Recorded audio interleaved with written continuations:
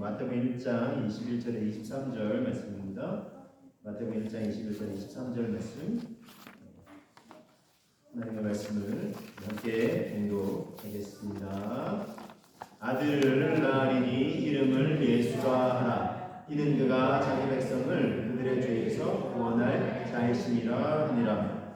이 모든 일이 된 것은 주께서 선지자로 하신 말씀을 이루려 하심이니 이르시되 보라, 처녀가 잉태하여 아들을 낳을 것이요 그의 이름은 임마누엘이라 하리라 하셨으니 이를 번역한즉 하나님이 우리와 함께 계시다 함이라. 아멘.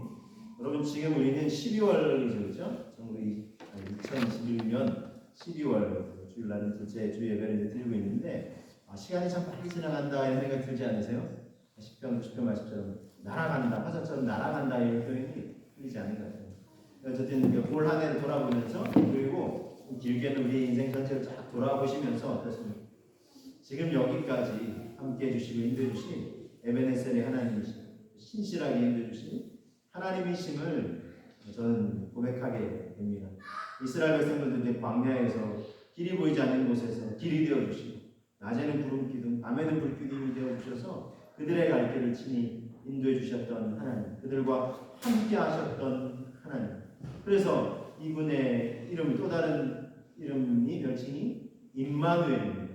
그리고 우리 예수님이 탄생하실 것을 이제 천사가 예언하면서 바로 이 고백이 드려지도록 이 의미를 되새겨 주었습니다. 우리 말씀을 통해서 확인합니다. 마태복음 1장 22절 23절 보시면 이 모든 일이 된 것은 주께서 선지자로 하신 말씀을 이루려 하시니 이르시되 보라, 처녀가 잉태하여 아들을 낳을 것이요 그의 이름은 임마누엘이라 하리라 하셨으니 이를 번역한즉 하나님이 우리와 함께 계시다 함이라 하셨습니다.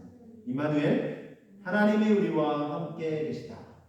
구약에서 이스라엘 백성도 마찬가지고 신약의 예수님 탄생을 연하면서도 임마누엘, 하나님이 우리와 함께 하신다 말씀하고 있습니다.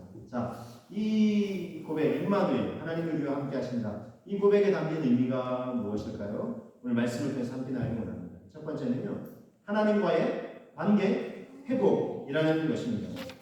지난주 저는 말씀을 전하면서 죄의 결과가 뭐라고 했죠? 죄의 결과가 단절이다 했어요. 관계 단절이고, 이건 이제 다르게 관계적으로 죽고 또 영적인 죽음과 또 육체적으로 결국 이제 죽게 됐죠. 그래서 단절이에요. 관계가 특별히 이제 단절되는데, 죄로 인해서 이게 관계가 단절이 됐어요. 그렇다면 여러분, 반대로 그럼 죄를 극복하는 건 뭐가 되겠습니까? 관계를 회복하는 게 되겠죠. 왜냐하면 죄의 결과가 관계가 단절된 거였으니까 죄를 극복하게 된다는 것은 관계를 다시 회복하게 된다는 것을 의미하는 것입니다. 하나님과 이 친밀한 관계를 나누던 아담과 첫사람은 관계가 단절이 됐죠. 그래서 이걸 이제 관계가 단절된 다음에 분리되었다 이렇게 표현했어요. 하나님과 분리된 거예요. 그래서 에덴 동산에서 사실은 쫓겨났죠. 그것은 거룩하신 하나님, 죄 없는 하나님과 함께 거할 수가 없기 때문에 하나님이 잠시 에덴 동산에서 나오게 하시고, 물론 다시 이제 돌아올 수 있는 길을 열어주신 거죠. 그래서 이제 죄 문제를 해결하고 다시 이제 하나님과의 관계를 회복할 수 있도록 하나님께서 그렇게 인생을 향해서 계획하시는 것입니다. 그래서 여러분, 하나님에게서 분리된 인간은 불안하고 불행할 수밖에 없어요. 마치 어린아이가 정말 부모 품에서 분리되면 어떻게 되겠습니까? 불안할 수밖에 없죠. 불행할 수밖에 없는 것입니다. 하나님에게서 분리된 인간은 불안하고 불행할 수밖에 없는 것입니다. 그래서 이 죄의 결과가 관계 단절이고, 이걸 회복하는 것이 이제 죄의 극복의 영향력인데, 그런데 문제는 인간 스스로 이 죄 문제를 회복할 수 있을까요? 극복할 수 있을까요? 하나님과 이 단절된 관계를 회복할 수 있느냐 하는 것입니다. 있다면 좋겠지만 인간 스스로의 어떤 공로나 의로움으로 해결할 수 있는 문제가 아니라는 것입니다. 여기에 인생의 한계와 안타까움이 있는 것입니다. 그러면 어떻게 될까요, 여러분? 어떻게 해야 되겠습니까? 중재자가 필요합니다. 우리를 도와주시는 존재가 필요합니다. 그분이 누구실까요? 그분이 바로 예수 그리스도라는 것입니다. 제 문제를 어떻게 극복할까요? 마태복음 1장 21절 말씀 통해 확인해 보겠습니다. 아들을 낳으리니 이름을 예수라 하라. 이는 그가 자기 백성을 그들의 죄에서 구원할 자이시니라 하니라. 보세요. 예수님의 탄생을 연하면서 예수라 이름을 들어가면서 예수님의 뜻은 여호와 하나님은 구원이시다. 백성들을 그들의 죄에서 구원할 분이시다 라는 것입니다. 그래서 이 예수 이름을 의지하면, 예수님을 의지하면 이 죄의 문제를 해결받을 수 있는 것입니다. 그래서 하나님과의 이 관계가 단절된 인간들이 죄의 문제를 해결하고 죄사함을 받고 다시 깨어진 하나님과의 관계를 복원할 수 있는 것입니다. 그래서 이 예수란 이름을 예언함과 동시에 마태복음 1장 21절이죠. 22절, 23절에서 임마누엘을 동시에 소개하는 이유가 있어요. 임마누엘은 별칭이 왜 이어서 소개가 되겠어요? 다 따로 떨어져가 아니라 이 두 개가 동전의 양면처럼 함께 가야 됩니다. 동전이 양면이 함께 있어야 온전하게 되는 거죠. 예수 그리고 임마누엘이 함께 있어야 된다는 거예요.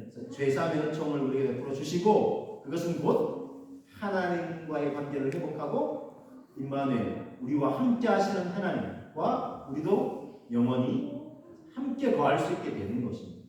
하나님과 관계가 다시 복원되고 회복되어야 하나님과 함께 거할 수 있겠죠.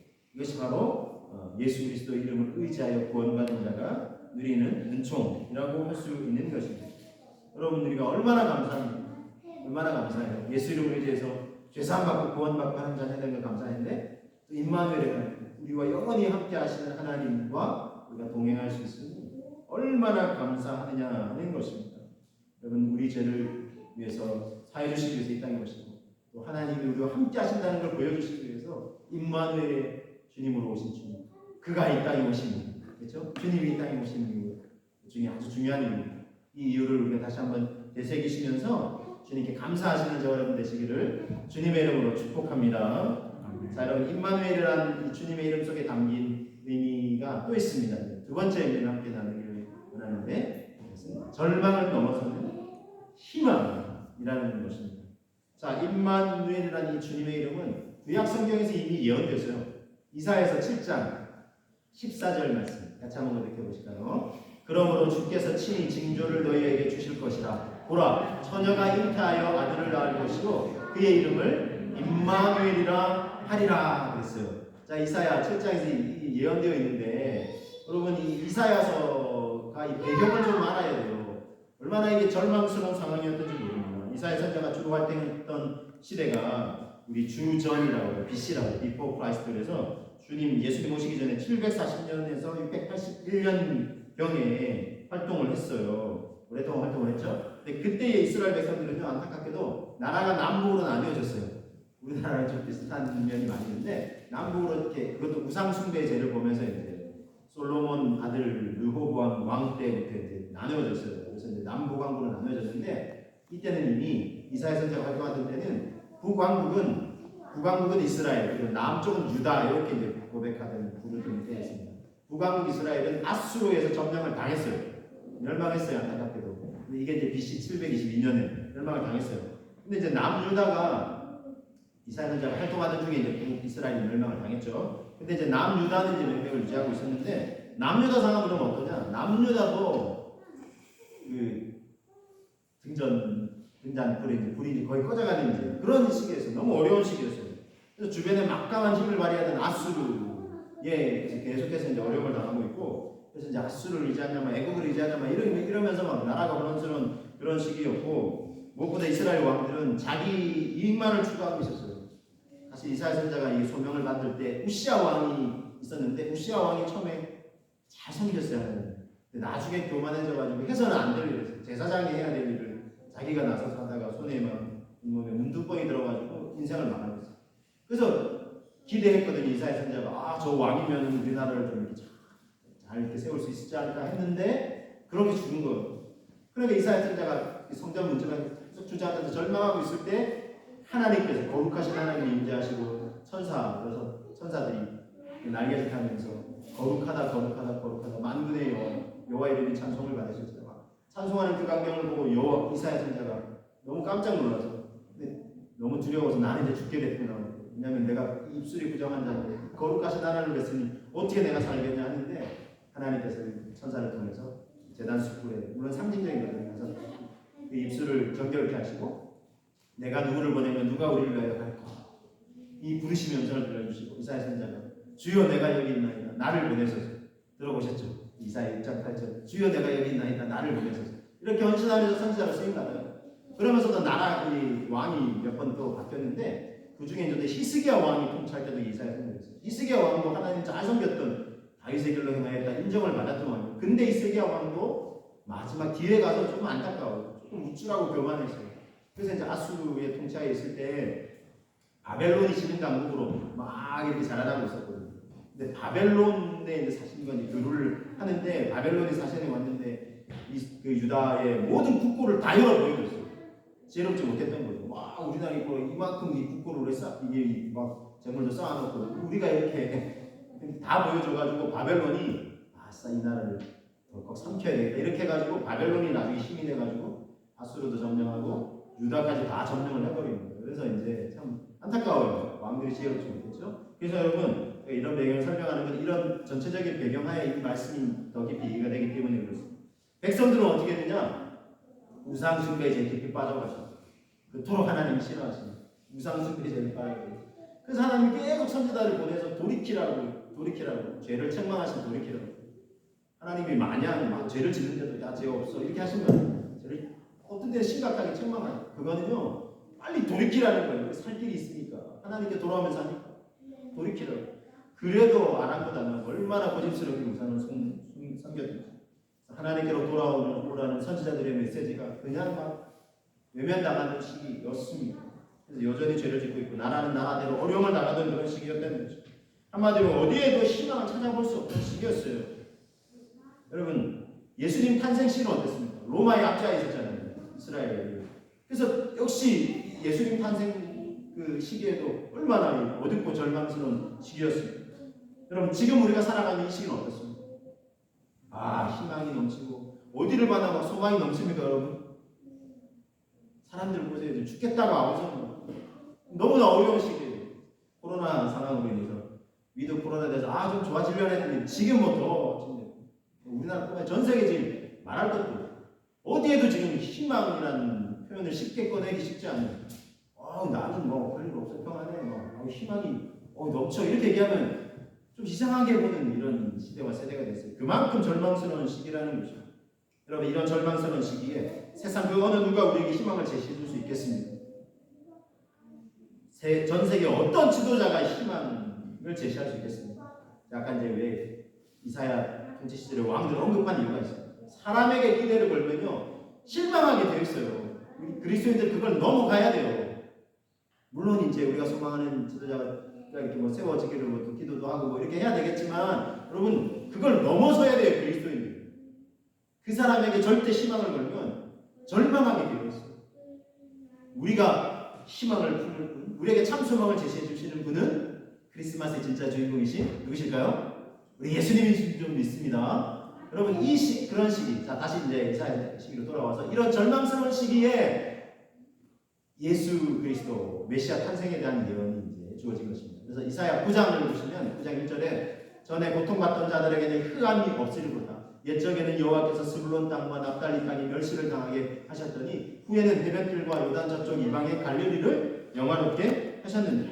그리고 2절 흑암에 행하던 백성이 큰 빛을 보고 사망의 그늘진 땅에 거주하던 자에게 빛이 비추더라 그랬어요. 어둡고 절망스러운 있던 곳에 큰 빛, 희망의 빛이 비춰지게 된다 했어요. 이 이사야 9장은요 아까 7장과 더불어서 예수님의 탄생에 관한 예언이 쭉 이어져요. 자 9장 6절을 보시면요 이 고백 같이 한번 이렇게 보실까요? 이는 한 아기가 우리에게 낳고 한 아들을 우리에게 주신 바 되었는데 그의 어깨에는 정사를 메었고 그의 이름은 기묘자라 모사라 전능하신 하나님이라 영존하시는 아버지라 평강의 왕이라 할 것임이라 그랬어요. 한 아기가 낳고 예수님의 탄생에 대해서 얘기합니다. 예수라는 이름이 직접 지칭된 건 아니지만 한 아기가 날 것이다 그랬어요. 그래서 이게 구약은 예언의 형태로 줘져요. 직접적으로 이름이 거명되지 않았어요. 이스라엘 사람들은 지금 현재 참 안타까워요. 이름이 예수라고 지칭됐으면 예수님 오셨을 때 이분이 메시아구나 하고 받아들였겠지만 그건 이제 정확하게는 안 밝혀졌잖아요. 그러니까 아직도 지금도 기다리고 있고 참 안타까워. 이미 오셨는데 어쨌든 예수님이 통치하시면 평강의 왕입니다. 사람들이 지금 불안하고 두려운데 평강의 왕으로 영원히 통치하시고 다스리시고요. 7절은 장 7절은 또 이렇게 말씀하죠. 그 정사와 평강의 더함이 무궁하며 또 다윗의 왕자와 그의 나라와 군림하여 그의 나라에 군림하여 그의 나라를 굳게 세우고 지금 이후로 영원히 정의와 공의로 그것을 보존하실 것이라. 만군의 여호와 열심히 이를 이루시리라. 열심히 이를 이루시리라 합니다. 그래서 여러분 한 아기가 났다. 아기로 이 땅에 오실 예수님을 예언하는 것이고 평강의 왕으로 통치하실 것입니다. 그래서 여러분 예수님을 구주로 믿고 또 왕으로 섬기는 개인, 가정, 사회, 이게 나라, 민족, 온 세계는요 평강을 누릴 수밖에 없어요. 왜냐하면 평강의 왕으로 오셨고 그 평강을 누리게 해주시기 위해서 오셨거든요. 근데 이제는 예수님을 진짜 왕으로 섬기지 않으니까 다른 대상을 섬기니까 심지어 이제 교회 다니거나 예배하는데 하는 그리스도인들도요 예수님이 1순위가 아니라 다른 게 먼저 막 이렇게 왕처럼 섬기면 진정한 평강을 누릴 수 없어요. 예수님이 진짜 다른 모든 것을 우선해서 우리가 구하는 우리 삶의 필요들을 그거 우선해서 예수님을 왕으로 먼저 섬기면 진정한 평안을 누릴 수 있다는 것입니다. 그리고 불안해하고 두려워하지 않고, 왜냐하면 임마누엘의 주님이시니까 우리와 항상 함께 하시는 하나님이시기 때문에 상황과 환경은 좀 절망스러울지라도 주님이 함께 하시기 때문에 그것이 소망이 될 수 있는 것입니다. 절망을 넘어서는 소망이 될 수 있는 것입니다. 자, 다니엘과 새 친구들이요. 새 친구들 이름은 사드락과 메삭과 아벳느고인데 바벨론 아까 이제 바벨론의 포로로 끌려가서 젊은 시절에 자, 그래서 이 우상 숭배를 강요받던 우상에게 절을 하라 그랬어요. 큰 신상을 세워놓고 절을 하라 그랬는데 이 새 친구들이 사드락 메삭 아벳느고 거절을 우리가 섬길 분은 하나님 한 분밖에 없고 우리는 절 못한다고 딱 이렇게. 그러니까 이제 절을 안 하면은 끌려가서 뜨거운 풀무불에 이제 던져지게 된다. 라고 이제 경고를 받았으면서 우리가 섬기는 왕은 하나님이시. 하나님이 우리 지켜주실 것이다. 함께 해주실 것이다. 뜨거운 풀무불에 우리를 던져 놓는다고 할지라도 주님이 함께 하시고 지켜주실 것이다. 그러나 그리 아니하실지라도 들어보셨죠? 다니엘 3장 18절입니다. 그리 아니하실지라도 우리는 두려워하지 않는다. 하나님께 우리 감사하고 그러니까 어라 이것들 봐라 해가지고 이제 끌려와요. 어차피 이제 포박이 돼가지고 그래가지고 어떻게 하냐면 뜨거운 불불에 던져 넣어라 이제 왕이 신하들 둘러싸서 보내라고 던져 넣어라고 했어. 그랬는데 이제 놀라운 일이 일어나요. 뜨거운 불불에 분명히 던져졌는데 얼마나 막 뜨거운 불 속에 이제 던졌는데 왕하고 신하들이 깜짝 놀라요. 왜 깜짝 놀랐을까요? 가만 보니까 타서 시민소리도 지르고 막 불에 타서 죽어야 되는데 보니까 자유롭게 막 움직이는 것 같은 게 그 안에서. 더군다나 막 결박했는데 그게 다 불려진 것 같아. 더 놀라운 건 분명히 3명을 집어넣는데 가만 보니까 막 4명의 형상이 안에서 막 보이는 거예요. 이런 깜짝 놀라운 일이 있어가지고 왕이 깜짝 놀라가지고 아니 다시 끌어내라고 이렇게 했는데 그래가지고 오히려 주변에 있던 그들을 모함하던 사람들이 다 불살라지고 이 사람들은 보니까 다시 나왔는데 나왔을 때는 이제 세 사람만 있죠. 그래서 깜짝 놀라서 왕이 이제 어떻게 됐냐 깜짝 놀라고 그리고 이제 우리가 여호와 하나님을 섬긴다고 하니까 너희가 섬기는 여호와 하나님을 예배하지 않으셨구나 이렇게 하면서 왕도 먼저 임마누엘로 하나님 함께 해주셨어요. 어렵고 전상스러운 그런 상황 속에서 함께 해주셨어요. 여러분 이거는 뭐 구약 성경에서 단지 뭐 진짜 있었던 일이냐 여러분 하나님께서 함께 하시는 것입니다. 정말 우리가 믿음으로 소망할 때 우리도 실제 경험할 수 있는 것입니다. 남극 탐험을 했던 한 탐험대 이야기를 들으려고 하는데 세클턴이라는 사람이 이끌던 탐험대가 있었어요. 1914년에 28명의 대원들을 이끌고 탐험을 했어요. 물론 제1차 남극은 이 사람이 이제 이렇게 점령하지 못했는데 그 남극 대륙을 횡단하는 생각을 품고 또 이제 28명의 대원까지 단단히 준비해서 출발을 했어요. 근데 그 남극에서 고립되고 말아요. 그래서 꼼짝없이 갚이는데 무려 634일을 고립을 당해요.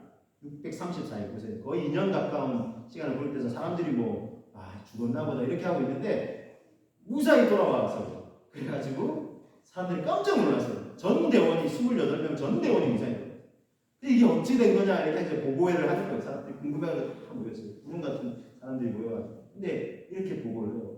이 고립돼가지고 자기는 뼈를 고립되어 있을 때 너무나 절망하고 낙담하고 있어요. 우리가 도저히 이렇게 있을 수 없다. 어떻게 살 길을 찾아보자 이렇게 하고 그래서 이제 기도하면서 하나님의 도움을 구하면서 하나님 도와달라고 그리고 함께해달라고 인도해달라고 기도하면서 너무 이제 이렇게 골짜기 같은 데 이제 고립되어 있으니까 우리 돌파해 나가자 하면서 좁은 이제 마치 이제 협곡을 이제 좀 지나가야 되는 상황. 그래서 자그만 이제 구조정 그 배에다 이제 타고 세 명이 이 대장과 함께 대원 두 사람이 길이 있는지 알아보려 떠났어요. 나머지 대원들은 대기하고 있고 그런데 좁은 길을 험한 길을 가는데 그리고 무사히 이제 그 협곡을 통해서 살 길이 있다는 걸 알게 됐어요. 그리고 이제 그 길을 이제 찾아서 이제 결국 다 구조가 됐는데 나중에 이 보고를 하게 되면 분명히 세 사람이 탔어요. 배에 자그만 근데 세 사람 다 이 대장도 대원 두 사람이 다 같이 동시에 고백하는 거예요. 너무 신기하고 놀랐다.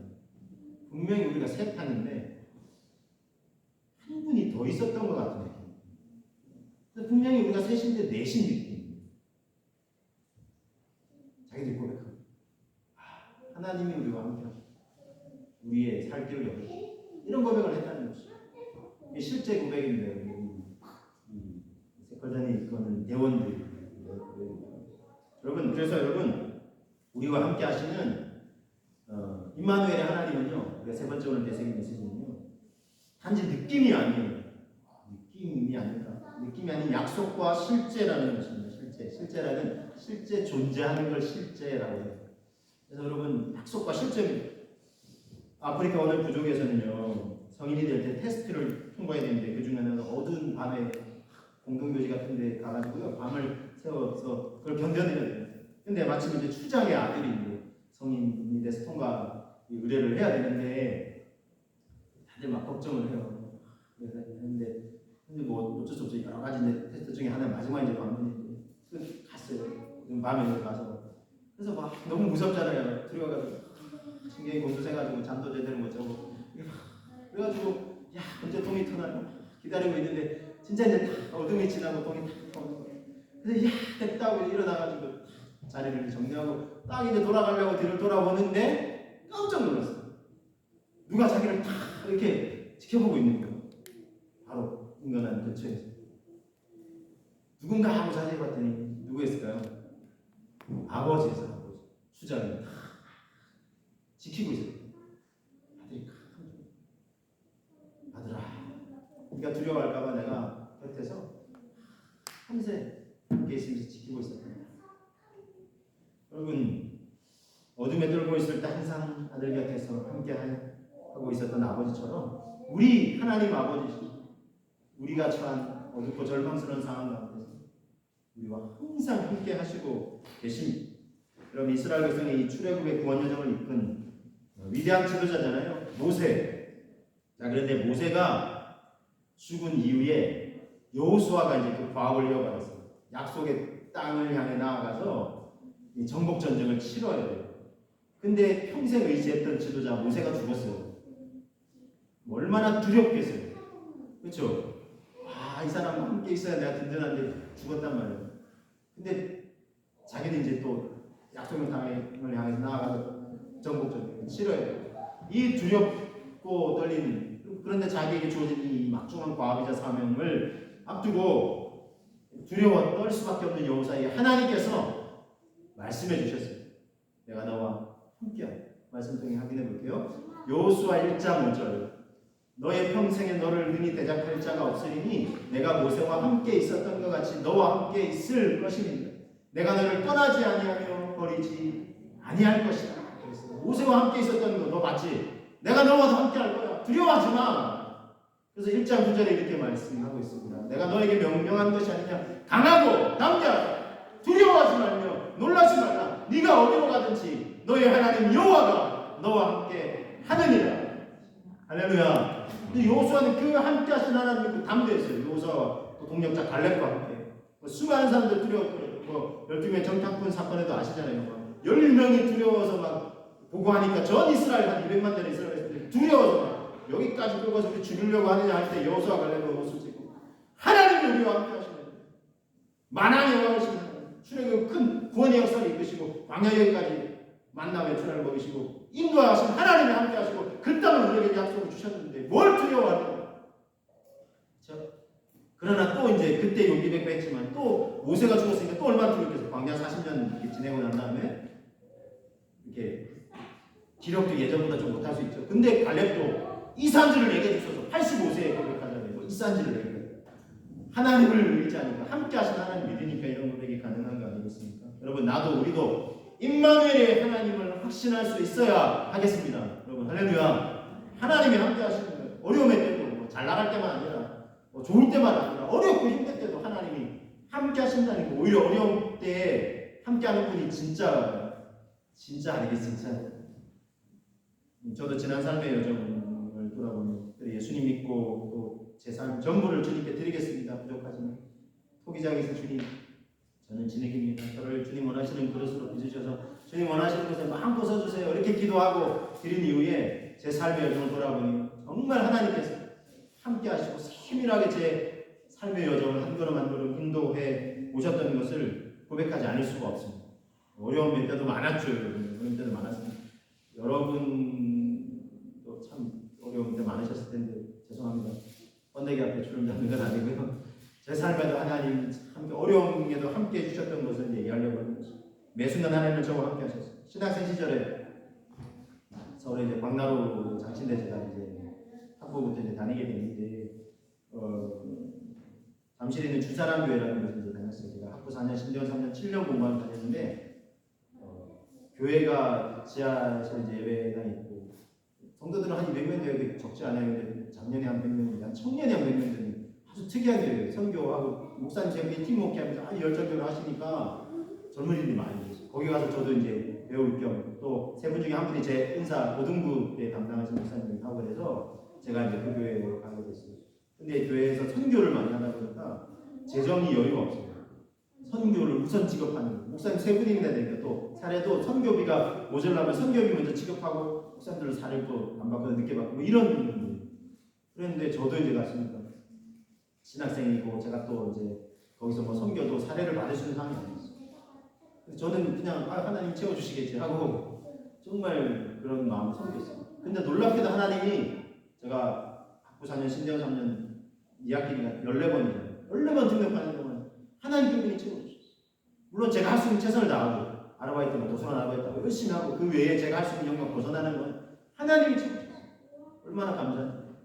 그리고 제가 첫 전인지 일산에 있는 승리교회라는 곳에 갔는데 4년 동안 열심히 이제 섬겼는데 장로님 한 분이 교회 분위기 좀 바꾸자 해가지고 4년 이상 된 전임 사역자들 다 바꾸자 이렇게 해가지고 갑자기 사임을 하게 됐어요. 정말 그게 너무 황당한 상황이 됐고 첫째 아이 임신해 출산 앞두고 있다니 갑자기 사임하게 되고 그래서 한 3개월을 제가 사역을 물론 자세한 얘기는 좀 풀어서 해야 되지만 앞쪽에서 말씀드립니다. 갈 교회들이 있었는데 오락한 교회도 있었는데 하나님 제게 주신 사명과 비전하고 안 맞나 싶어 제가 기다렸어요. 3개월을 사역 안 하고 이제 기다리고 있었는데 그러면 어렵잖아요. 근데 하나님이 함께 해주셔. 필요한 재정도 공급해 주시고 사역할 때 받는 재정만큼 공급해 주시고 이게 뭐지? 그리고 3개월 지나고 하나님이 제가 이제 대전에 청년들 다음 세대들 마음 비전 품고 있으니까 카이스트 바로 옆에 있는 대덕 한백교회라고 청년들이 주님 앞에 예배하고자 하는 그런 교회고 다음 세대 교육부도 총괄하면서 그곳으로 하나님 제가 딱 기도했던 제목들이 정확하게 맞는 교회를 인도해 주시고 그런 경험을 하게 해주시고 물론 그런 교회를 섬기면서도 어려움이 많았고 서울에 있는 예능교회라는 교회를 섬기면서 목사님이 굉장히 이제 뭐 젠틀하시지만 까다롭고 이래가지고 굉장히 막 엄한 분이 그래서 어려움이 많아요. 부교자들이 다들 힘들어요. 거기서 막 욕도 많이 받고 어려움이 했어요. 근데 하나님 함께 해주시고 또 그 다음 여정도 인도해 주시고 그렇게 하셨고요. 바로 직전 교회 부천 참대교회도 여러분 아시겠지만 어려움이 있었어요. 교회가 이게 분란이 생겨서 큰 싸움이 있었고 교회가 이게 무너지느냐 마느냐 온 성도들을 막 어떻게 해야 되냐 많이 또 떠나가시기도 하고 그렇게 절망스러운 상황 가운데서 교육자들 다 사임하고 떠나려고 하고 저도 저한테도 야 너는 여기 있으면 뭐 야 앞길 어떻게 되겠냐 빨리 우리 갈 길 찾아가야 되지 않느냐 저도 기도했어요. 하나님 어떻게 해야 되겠냐 하나님 베드로에게 하셨던 말씀이죠. 신앙 고백이 내 교회를 세우겠다. 그런 말씀을 제게 감동 주시면서 이 교회를 세워야겠다는 마음 주셨어요. 그래서 이제 남겠습니다 하고 전임 사역자가 홀로 남아서 어쨌든 일은 더 많이 들었죠. 제가 하나님이 남으라고 했으니까 남겠습니다 하고 감당하면서 하나님 함께 해주셨어요. 2년 동안 그 분쟁이 다 아름답게 잘 마무리되고 그리고 나서 저는 원주 참전교회 부임을 하게 됐어요. 제가 지나온 삶이죠. 그럼 여러분 제가 몇몇 예를 들듯이 지나온 과거형으로 얘기했잖아요. 그럼 지금은 어떨까요? 원주 참전교회 지금은 어떨까요? 지금도 하나님은 함께 하시고 계십니다. 저는 그 하나님을 확신하고 있습니다. 작년 3월에 이곳으로 부임하고 나서 실은 여기도 어렵죠. 뭐 여러분 아시겠지만 상황이 그렇게 녹록지 않습니다. 재정적으로도 여유가 사실 없어요. 그런데 처음에 부족함이 있어서 걱정하기도 했어요. 처음에 저쪽에서 좀 이렇게 전폭적으로 지원하겠노라 얘기한 거랑 실제 와서 딱 한 거랑 다른 상황이 되는 거예요. 저쪽에도. 그래서 걱정도 나름 했었어요. 그렇지만 하나님께서 놀라운 방법으로 역사해 주셨어요. 하나님의 공급하심을 경험하게 하셨어요. 생각지도 않았던 곳에서 먼 외국 땅에 전혀 생각지도 않은 헌금을 보내주시고 그게 그 증인들이 계시고 하나님께서 역사하시는 거죠. 하나님께서 함께해 주심을 경험하고 있는 것입니다. 내년에도 사역을 앞두고서 이제 더 새롭게 교회가 재건돼야 되는 부분이 교회 학교도 새롭게 시작해야 돼요. 함께 섬길 교육자도 필요하고 사람도 필요하고 재정도 더 많이 들어가게 돼요. 근데 여러분 거짓말이 아니에요. 두렵지 않습니다. 하나님이 함께 하십니다. 상황과 환경이 갑작스럽게 확 좋아지는 건 아닐지 모르지만 하나님 그분이 함께 하십니다. 임마누엘이 하나님이 함께 하시기 두려움이 아니라 담대함으로 감사함으로 저는 앞으로도 믿음의 길, 사명의 길을 걸어갈 것입니다. 여기 계신 저와 여러분들 하나님이 우리와 함께 하십니다. 할렐루야. 이 믿음의 확신을 가지시면서 하나님을 임마누엘 하나님을 신뢰하면서 우리에게 주어진 인생의 길, 믿음의 길, 사명의 길을 기쁨으로 감사하게 행복하게 걸어가시는 저와 여러분들 되시기를 주님의 이름으로 축복합니다. 함께 기도하겠습니다. 우리와 함께 하시는 하나님과의 관계 회복을 또 절망을 넘어서는 희망의 이름 임마누엘 그리고 이것은 느낌이 아닌 약속과 실제로 우리와 함께 하십니다. 이 하나님을 우리가 우리 가족들이 경험하게 하시고 우리 교회가 경험하게 하시고 하나님의 믿음의 백성들이 경험하게 하시고 두려움이 아니라 담대함으로 우리가 이 믿음과 사명의 길을 행복하게 걸어갈 수 있게 하여 주옵소서. 우리 함께 기도하며 나아가시겠습니다. 기도하겠습니다. 주님